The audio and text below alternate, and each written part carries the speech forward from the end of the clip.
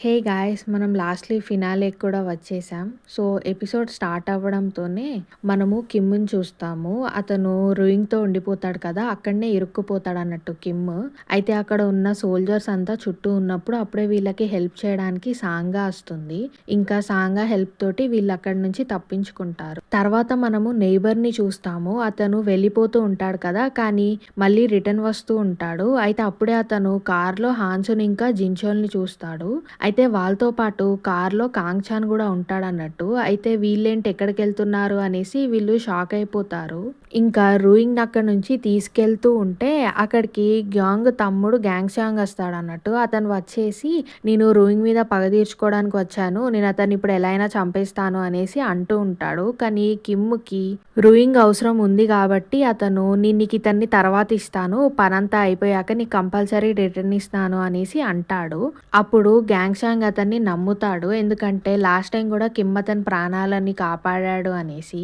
Actually ఇప్పుడు గ్యాంగ్‌చాంగ్ ruining వల్లనే నా అన్నయ్య చనిపోయాడని అనుకుంటూ ఉంటాడు. కానీ కిమ్‌ని నమ్మేసి అక్కడి నుంచి వెళ్ళిపోమని చెప్తాడు. ఇంకా తర్వాత వీళ్ళంతా ఆ లాండ్రీ దాంట్లో ఉండిపోయి అక్కడి నుంచి వెళ్ళిపోతారు. ఇంకా వీళ్ళు వెళ్ళిపోయే టైంకే కిమ్‌కి హాన్సు నుంచి కాల్ వస్తుంది. అయితే హాన్సు చెప్తాడు, నా పిల్లల్ని కిడ్నాప్ చేశారు. నువ్వు ఎలా అయినా కానీ రా కిమ్, అలా అయితేనే వాళ్ళు బతికుంటారు లేదంటే చంపేస్తారని అనడంతోనే కిమ్‌కి అర్థమైపోతుంది అసలు ఏం జరుగుతుంది అనేసి.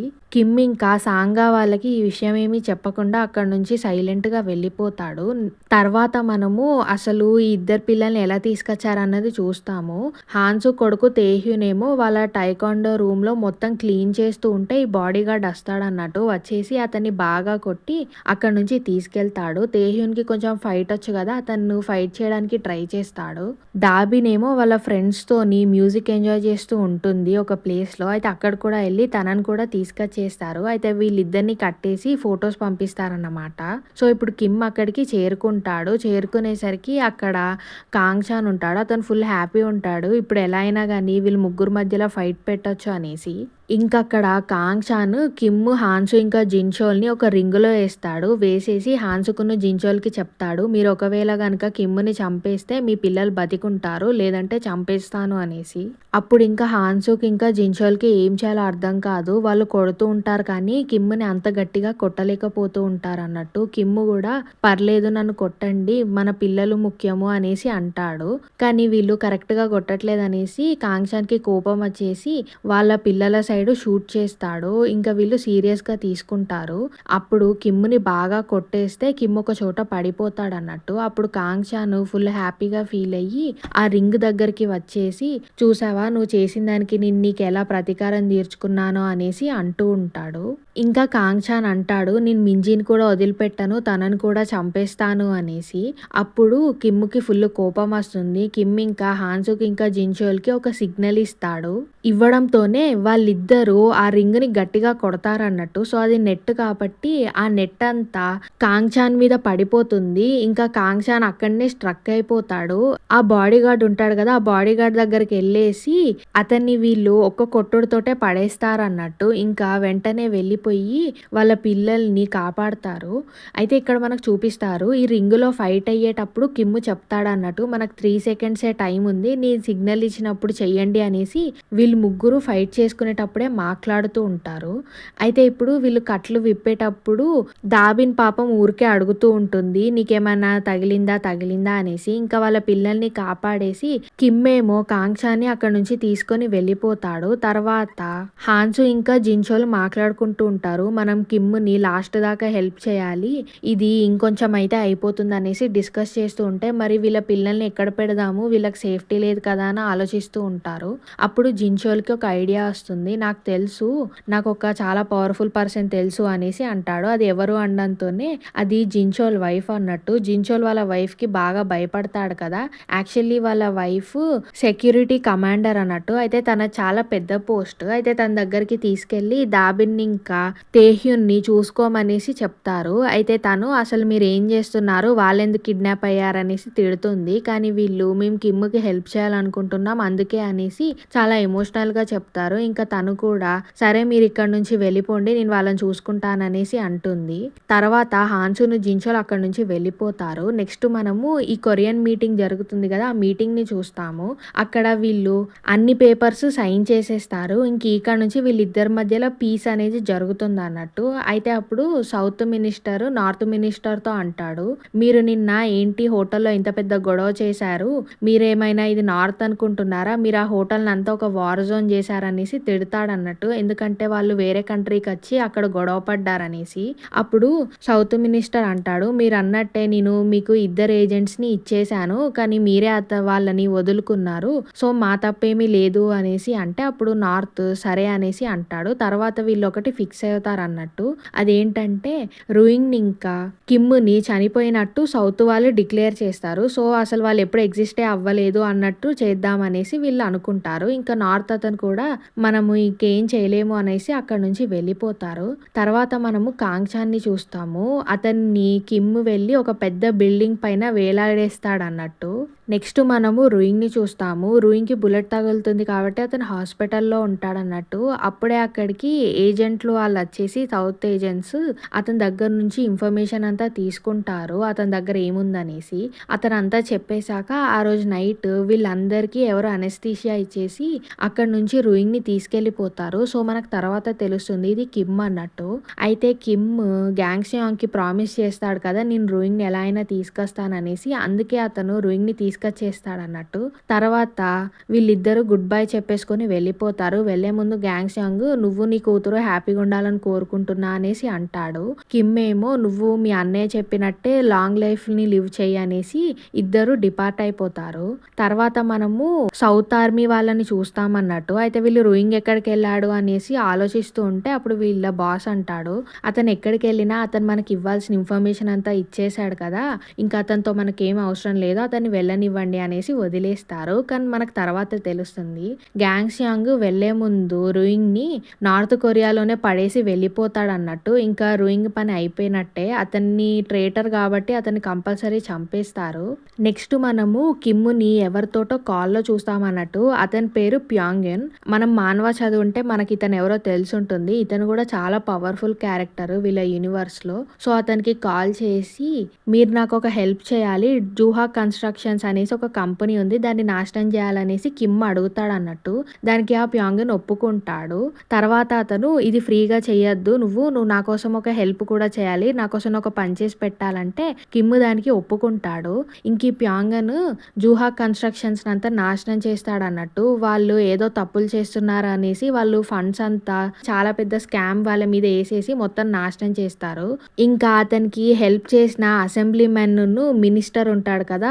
వాళ్ళని కూడా పట్టేసుకుంటారు. నెక్స్ట్ మనము హేరీని చూస్తాం. తను ఎక్కడో ఫారెన్‌లో ఉంటుందన్నట్టు. అయితే తను వాళ్ళ నాన్న న్యూస్ చూస్తూ ఏడుస్తూ ఉంటుంది. కానీ అప్పుడే తనకి ఇంకొక విషయం కూడా తెలుస్తుంది. తను ఇలా మింజీని కొట్టిందన్న విషయం కూడా బయట పడుతుంది. దానివల్ల తన మీద కేస్ అవుతుందన్నట్టు. ఇంకా తన ఫ్రెండ్స్ అంతా మెసేజ్ చేస్తూ ఉంటారు. ఏంటి నువ్వు మింజీకి నిజంగానే ఇలా చేశావా? నువ్వు అసలు ఎంత చెడ్డదానివి అనేసి. తర్వాత మనం కాంగ్‌చాన్ని చూస్తాము. అతను హాస్పిటల్‌లో ఉంటాడు. అప్పుడే రికవర్ అయిపోయి బయటికి రావడంతోనే గోల్డెన్ టూత్ ఉంటాడు కదా! అతను పరిగెత్తుకుంటూ వచ్చేసి అతన్ని మళ్ళీ కత్తితో పొడుస్తాడు. ఇంకా వాళ్ళు అతన్ని మళ్ళీ రిటర్న్ హాస్పిటల్‌లోకే తీసుకెళ్ళిపోతారు. కాంగ్‌చాన్ పరిస్థితి కూడా చాలా దారుణంగా అయిపోతుంది. కిమ్ ఏమో అతని బాస్ దగ్గరికి వెళ్ళి మీరు చెప్పిందంతా నేను చేశాను కదా! ఇప్పుడు మీరు నాకు ఎలా రీపే చేస్తారు అనేసి అంటే అప్పుడు నిన్ను చనిపోయామనేసి డిక్లేర్ చేస్తాము. ఇంకా ఇక్కడితో నీ స్టోరీ అయిపోయింది. నీకు కొత్త పేరు ఇస్తామనేసి అంటారన్నట్టు. ఇంకా కిమ్ చనిపోయాడు అనేసి ఫుల్ న్యూస్ వస్తుంది. నార్త్ కొరియన్ వాళ్ళు కూడా నమ్మేస్తారు కిమ్ చనిపోయాడు అనేసి. ఈ ప్రైమ్ మినిస్టర్ ఉంటాడు కదా! అతను కూడా కిమ్ డేటానంతా డిలీట్ చేసేస్తాడు. అంటే ఇంకా కిమ్ ఎగ్జిస్టెన్సే లేదు నార్త్ కొరియాలో. నెక్స్ట్ మనము మింజీని చూస్తాము. తను వాళ్ళ అమ్మ పక్కనున్న వాళ్ళ నాన్న ఫోటోని చూస్తూ ఉంటుంది. వాళ్ళిద్దరూ చనిపోయారన్నట్టు ఉంటుందన్నట్టు. అప్పుడే అక్కడికి కిమ్ వస్తే నాకు తెలుసు నువ్వు బతికే ఉన్నావని. ఎందుకంటే నాకు ఈ విషయం సాంగా చెప్పింది అనేసి అన్నాక అప్పుడు కిమ్ అంతా అయిపోయింది. ఇక నుంచి మనం హ్యాపీగా ఉండొచ్చు అనేసి అంటాడు. అప్పుడు మింజి పరిగెత్తుకుంటూ వెళ్ళి థ్యాంక్ యూ నాన్న, నేను నీకోసం చాలా వెయిట్ చేశాను అనేసి అంటుంది. తర్వాత వీళ్ళిద్దరూ నడుచుకుంటూ వెళ్తారన్నట్టు. అప్పుడు కిమ్ చెప్తాడు, మనకిప్పుడు కొత్త ఐడెంటిటీ రాబోతుంది, మనము కొత్తగా స్టార్ట్ చేద్దాం అనేసి అంటే అప్పుడు మింజి దానికి సరే అనేసి అంటుంది. వీళ్ళింకా గుక్చోల్ దగ్గరికి వెళ్తారు. అయితే గుక్చోలు వీళ్ళిద్దరికి కొత్త పాస్పోర్ట్స్ ఇస్తాడన్నట్టు. అయితే గుక్చోలు ఎంత కోపం ఉన్నా కానీ కిమ్ మీద అతను కొంచెం సాఫ్ట్ కార్నర్ కూడా ఉంటుంది. అయితే అతను మింజీకి ఒక చాలా కాస్ట్లీ గిఫ్ట్ కొనిస్తాడన్నట్టు. మింజీ కూడా చాలా హ్యాపీగా ఫీల్ అయిపోతుంది. ఇంకా వీళ్ళిద్దరూ వెళ్ళిపోతూ ఉంటారు వాళ్ళ కొత్త ఇంటికి. అప్పుడు వీళ్ళ నేబర్ కూడా వచ్చేసి కిమ్ కోసం ఒక కొత్త సూట్ ఇచ్చి బాయ్ అని చెప్పేసి వెళ్ళిపోతాడన్నట్టు. ఇంకా కార్లో వెళ్ళేటప్పుడు మింజీ చాలా హ్యాపీగా ఉంటుంది. కిమ్ కూడా చూసి వాళ్ళకి లాస్ట్లీ న్యూ లైఫ్ వచ్చింది అనేసి హ్యాపీగా ఉంటాడు. తర్వాత మనము సాంగాన్ ఇంకా మింజిని చూస్తాము. తను ఇంకా తన స్కూల్లో నుంచి వెళ్ళిపోతూ ఉంటుంది అన్నట్టు. అయితే తను స్టాఫ్ రూమ్ లో నుంచి బయటికి వచ్చేసరికి అక్కడ తను ఒక అబ్బాయిని ఇష్టపడుతుంది కదా స్టార్టింగ్లో, అతనే ఉంటాడన్నట్టు. అయితే అతను చెప్తాడు, ఆ రోజు నీకు మెసేజ్ చేసింది నేను కాదు, సారీ అనేసి అంటే అప్పుడు మింజి అర్థం చేసుకుంటుంది, అయినా అందులో తప్పేం లేదు, ఎందుకంటే నువ్వు వాళ్ళకి భయపడ్డావు, వాళ్ళని కొట్టి ఫోన్ తీసుకున్నారు కదా అనేసి అంటుంది. తర్వాత అతను నీ నెంబర్ ఇస్తావా, మనం ఇద్దరం నువ్వు వెళ్ళిపోయాక మాట్లాడుకుందామంటే మింజి అప్పుడు నేను అలా చేయలేను అనేసి అంటుంది.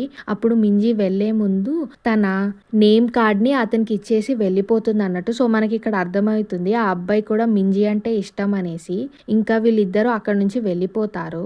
ఇంకా కిమ్ కొత్త ఇంటికి వెళ్ళిపోతాడు అన్నట్టు. అయితే వాళ్ళకి సామాన్లంతా షిఫ్ట్ చేయడానికి జిన్షోల్ కూడా వస్తాడు. అయితే అక్కడికి హాన్సు మాత్రం ఫుల్ సూట్ వేసుకొని వస్తాడు అన్నట్టు. అతను ఇంకా హెల్ప్ చేయకుండా హెల్ప్ చేసినట్టు యాక్టింగ్ చేస్తూ ఉంటాడు. వీళ్ళు ఇంకా ఫన్నీగా ఒకరినొకరు తిట్టుకుంటూ రెస్టారెంట్కి వెళ్ళి తిందామనేసి డిస్కస్ చేసుకుంటూ ఉంటారు. తర్వాత వీళ్ళు ఒక మంచి రెస్టారెంట్కి వెళ్ళిపోయి హ్యాపీగా ఫుడ్ వాళ్ళకి నచ్చిన ఫుడ్స్ అన్ని తింటారు. తర్వాత కొంచెం టైం జంప్ అవుతుంది కొన్ని రోజులకి. మింజి ఇంకా కొత్త స్కూల్కి వెళ్తూ ఉంటుంది. కిమ్ ఏమో కొత్తగా ఉంటాడు అన్నట్టు. ఇన్ని రోజుల దాకా నవ్వడు కానీ ఇప్పుడు కొంచెం ఎక్కువగా నవ్వుతూ ఉంటాడు. హాన్సు ఏమో అతను టైకాండో క్లాసెస్ ని ఇంకా నడిపిస్తూ ఉంటాడు. జిన్చోల్ కూడా రోజు రోడ్డు మీద ఉండి డాన్స్ లేస్తూ ఉంటాడు. ఇంక ఇలా వీళ్ళ లైఫ్ అంతా చాలా హ్యాపీగా నడుస్తూ ఉంటుంది అన్నట్టు. వీళ్ళు అంతా కలిసి తిరుగుతూ ఉంటారు. ఇంకా కిమ్ అతని కొత్త జాబ్ కోసం ఒక చోటికి వెళ్తాడు అన్నట్టు. అయితే మనము ఎపిసోడ్ లో చూసాం కదా స్టార్టింగ్ లో, ప్యాంగ్ అనే ఒక అతను జూహా కన్స్ట్రక్షన్స్ ని నాశనం చేసినందుకు నువ్వు నాకు ఏదో ఒక హెల్ప్ చేయాలనేసి. సో కిమ్ ఆ పని మీదే వెళ్తాడు. సో అతను వెళ్ళేది వైట్ టైగర్ జాబ్ సెంటర్ కన్నట్టు. సో ఈ జాబ్ సెంటర్ లో అసాసిన్స్ వాళ్ళంతా ఉంటారు. వీళ్ళకి ఏదైనా డబ్బులు ఇస్తే వీళ్ళు చెప్పిన పని చేస్తూ ఉంటారు అన్నట్టు. అయితే అక్కడ టామ్లీ అనేసి ఒక అతను ఉంటాడు. అయితే అతను కిమ్ రెజ్యూమేని చూసి నేను నీకు ఇప్పుడు ఇంటర్వ్యూ తీసుకుంటాననేసి ఫైటింగ్ పొజిషన్ లోకి వస్తాడు. కిమ్ కూడా ఫైటింగ్ పొజిషన్ లోకి వచ్చేస్తాడు అన్నట్టు. సో మనకి ఇక్కడే తెలుస్తుంది సీజన్ 2 కూడా ఉండబోతుందని. అండ్ ఇక్కడతో ఎపిసోడ్ 10 అయిపోయింది. And guys thank you so much, మీరంతా నాతో పాటు ఫినాలే దాకా వచ్చినందుకు. నేను ఈ సిరీస్ కంప్లీట్ గా పూర్తి చేస్తాననేసి అనుకోలేదు. అండ్ లాస్ట్లీ అయిపోయింది. మీకు కనుక నా ఎక్స్ప్లెనేషన్ నచ్చితే లైక్ అండ్ సబ్స్క్రైబ్ చేయండి. అండ్ గైస్ నెక్స్ట్ మీకు ఏం సిరీస్ ఎక్స్ప్లెనేషన్ కావాలో నాకు చెప్పండి. ఏ అప్కమింగ్ సిరీస్ మీకు ఎక్స్ప్లెనేషన్ కావాలన్నా నేను చేస్తాను. Thank you.